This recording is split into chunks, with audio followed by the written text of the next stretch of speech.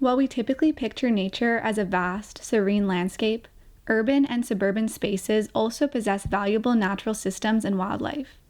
And while the COVID-19 pandemic restricts global travel, we can take the time to focus locally on these incredible phenomena.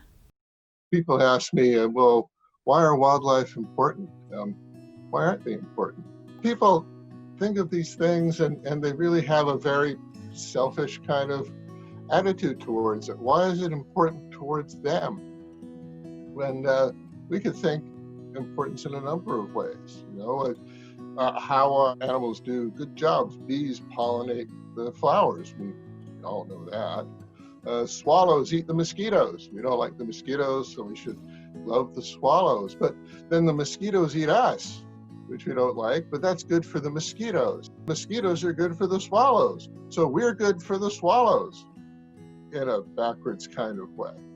So the point is that we're all connected.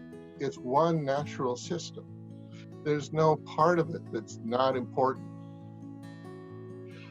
Mostly when we think of nature, we think of big animals. But the really important ones are the ones that you hardly ever see. The really important animals and plants are the ones that live in the ground, in the soil. You have to turn over things in order to find them. There are beetles and there are worms, centipedes, slugs, and all sorts of things. Soil doesn't come from a store.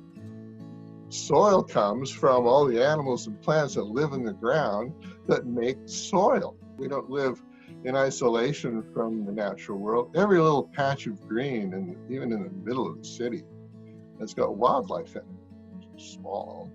They may not be very noticeable particularly, but there are patches of green in the back alleys and sidewalk cracks and everywhere.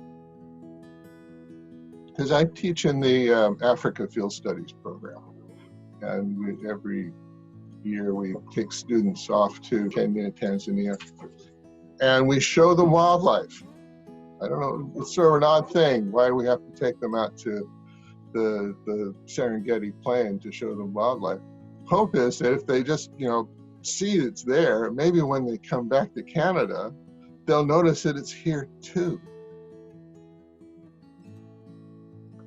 To say that we live in our apartment in the middle of downtown, we're not subject to wildlife, is absurd. The air you breathe is a product of plant metabolism, the oxygen that's in it. How are you going to get away with that? You can't live without them. So we have to remember that we are part of all of this cycle.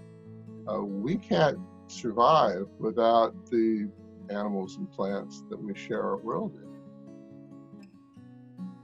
If you want to, you can grow patches of greenery in your garden. You can put out planters if you live in the city, and put some boards down so things can crawl underneath it.